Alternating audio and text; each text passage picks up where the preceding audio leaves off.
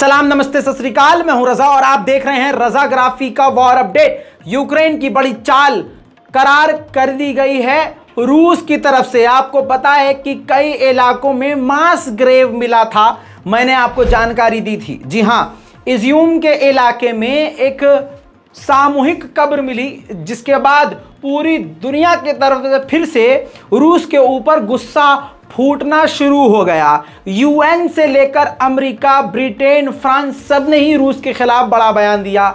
Ukraine की तरफ से यह इल्जाम लगाया गया कि 440 लोगों को एक ही जगह मारकर दफनाया गया है, जिसमें 70 से 71 सिर्फ जो हैं सैनिक हैं यूक्रेन के, बाकी सब आम नागरिक हैं। इस बड़े इल्जाम के बाद अब पहली बार रूस का बड़ा बयान आया है और रूस ने एक लाइन में दो बातें कही हैं और दोनों बातें बहुत बड़ी हैं। पहला तो रूस ने इस बात को डिनाई कर दिया है, इस बात को लेकर रूस ने कहा है कि ऐसा हमने काम किया ही नहीं है, यह हम पर इल्जाम है और यह यूक्रेन की चाल है। जो दूसरी बात कही है वो काफी खतरनाक है। दूसरी बात में रूस ने कहा है कि जंग हमारी जारी रहेगी, लड़ाई जारी रहेगी। यूक्रेन में रूस को भारी हार के बाद, करारे झटके पे झटके लगने के बाद रूस क्लियर कट कह रहा है कि वो पीछे नहीं हटेगा और जंग आखिर तक लड़ता रहेगा। रूस पूरी तरह से तैयार है कि वो हर तरह से किसी भी इन्वेस्टिगेशन के लिए पूरी तरह से सपोर्ट करेगा। लेकिन आपको बता दूं कि इस वक्त सारा यूरोप, बल्कि यह कहना सही होगा कि पूरी दुनिया यूक्रेन के साथ है। ऐसे में 8 महीने तक इस जंग में घुसे रहना और यूक्रेन समेत दुनिया भर के हथियारों को अपने ऊपर झेलना, रूस की यह बात छोटी नहीं है। वहीं आपको बता दूं कि आज सुबह से शाम तक यूक्रेन ने कुपियांस्क के इलाके में ऑपरेशन किया। जी हां, दुख की खबर है उन लोगों के लिए जो रूस के सपोर्ट में हैं। कुपियांस्क एक बड़ा शहर है, बहुत खूबसूरत शहर था, रूस ने इस पर कब्जा कर लिया था। कई घंटे के ऑपरेशन के बाद इस कुपियांस्क के शहर को भी रूस के हाथों से वापस यूक्रेन ने ले लिया है।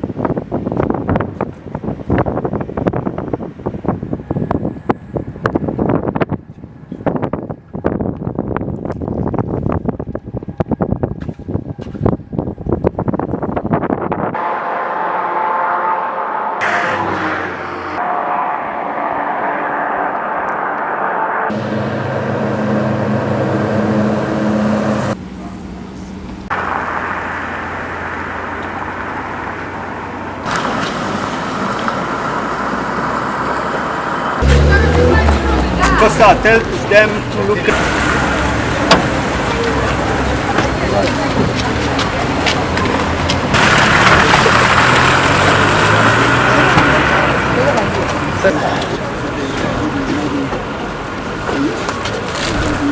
इसी बीच में यूके की रिपोर्ट आ गई। यूके की रिपोर्ट में कहा गया कि रशिया हार रहा है और इसी वजह से वो सिविलियंस को निशाने पर ले सकता है और केमिकल अटैक और परमाणु हमला भी कर सकता है।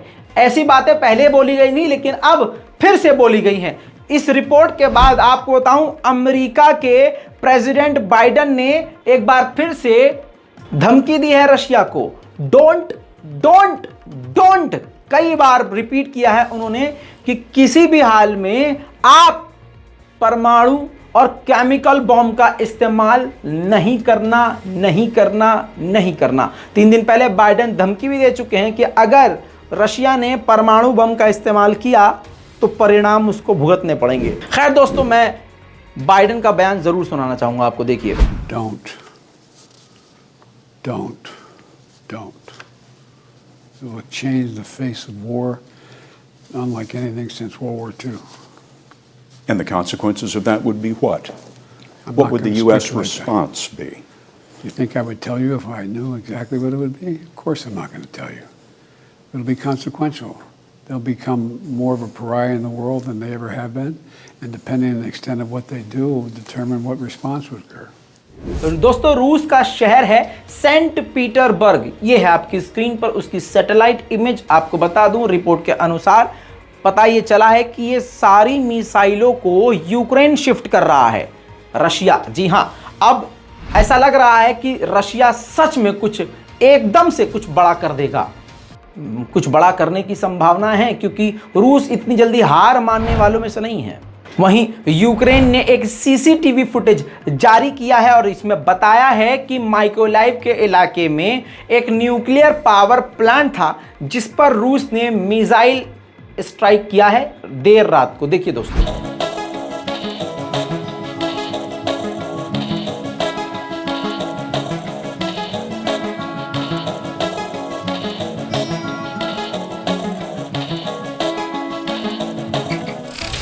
दोस्तों इस हमले से यह भी पता चल गया है कि अब रशिया किसी के बारे में कुछ नहीं सोच रहा है। अब वो न्यूक्लियर हमला भी कर सकता है क्योंकि वो न्यूक्लियर पावर प्लांट पर भी हमले कर रहा है। ऐसा रिपोर्ट में कई जगह आया है। एक दो दिन में और चीज़ें क्लियर हो जाएंगी। वहीं हंगरी के प्राइम मिनिस्टर ने, मैंने आपको कल बताया था, जानकारी दी है कि रशिया जीत रहा है और कभी भी जीत का ऐलान कर सकता है। बिल्कुल जो ज़मीनी हकीकत है उससे उलट बात करी थी। अब हंगरी के प्राइम मिनिस्टर ने कहा है कि रशिया और यूक्रेन की यह जंग 2030 तक चलेगी। वहीं हंगरी के प्राइम मिनिस्टर ने बड़ी बात कही। हंगरी के प्राइम मिनिस्टर ने कहा कि यूरोपीय यूनियन ने हमको धमकी दी है कि अगर तुमने रूस पर पाबंदी नहीं लगाई तो हम आपकी 7.5 बिलियन डॉलर की जो फंडिंग होती है वो रोक देंगे और कई कंपनियों को तुम्हारे यहाँ से बाहर निकाल देंगे। यूके ने बड़ी जानकारी ये दी है कि इस पूरी जंग में अब तक रूस ने 55 अपने फाइटर कॉम्बैट जहाज, लड़ाकू विमान खोए हैं और पिछले 10 दिनों में 4 बड़े फाइटर जेट भी खो दिए हैं। यानी कहने का मतलब यह है कि रूस की ताकत को लगातार झटका मिल रहा है। वहीं आपको बताऊं, क्वीन एलिजाबेथ के फ्यूनरल पर यूक्रेन की प्राइम मिनिस्टर और प्रेसिडेंट जेलेंस्की की पत्नी पहुंची तो यूक्रेन के प्राइम मिनिस्टर से वहीं पर मौजूद कनाडा के प्राइम मिनिस्टर ने मुलाकात करी और उसके बाद उस तस्वीर को पोस्ट करते हुए ये ट्वीट किया जिसमें उन्होंने ऐलान किया कि वो पूरी तरह से यूक्रेन के साथ हैं और कनाडा कमिटेड है यूक्रेन को सपोर्ट करने के लिए और दोबारा से यूक्रेन को बसाने के लिए। दोबारा से हर तरह से वो कोशिश यूक्रेन की इसी तरह से कनाडा करता रहेगा। दोस्तों यही वजह है कि कनाडा भी अब रूस की आंखों में खटक रहा है। अब दोस्तों इसी रिपोर्ट में बहुत बड़ी खबर आपको बताने जा रहा हूं।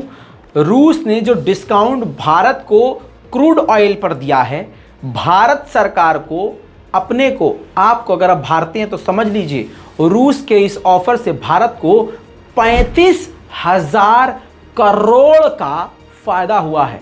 फिर से रिपीट कर रहा हूं, 35,000 करोड़ का फायदा रूस की वजह से भारत को पहुंचा है। इसके बावजूद वो अलग बात है कि भाजपा की सरकार ने आपका गैस, तेल, पेट्रोल सस्ता नहीं किया है क्योंकि जाहिर सी बात है उनको बचत करनी है क्योंकि 24 चुनाव आने से पहले पहले कोई भी पार्टी हो, सभी पार्टियों के एमएलए को खरीदना है। वहीं दोस्तों आपको बता दूं कि ये मत सोचिए कि रूस पीछे हट गया है। डोनेट्स्क के इलाके पर यूक्रेन का कब्जा हो गया है और डोनेट्स्क के उसी इलाके पर रात होते होते जैसे ही सूरज ढला रूस ने बड़ा हमला कर दिया।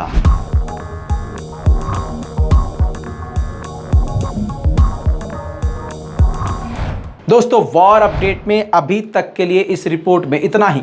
इस रिपोर्ट के बारे में अपनी राय कमेंट में जरूर लिखिए। रिपोर्ट को शेयर कीजिए, चैनल को सब्सक्राइब कीजिए। मैं हूं रजा और आप देख रहे हैं रजाग्राफी। जय हिंद।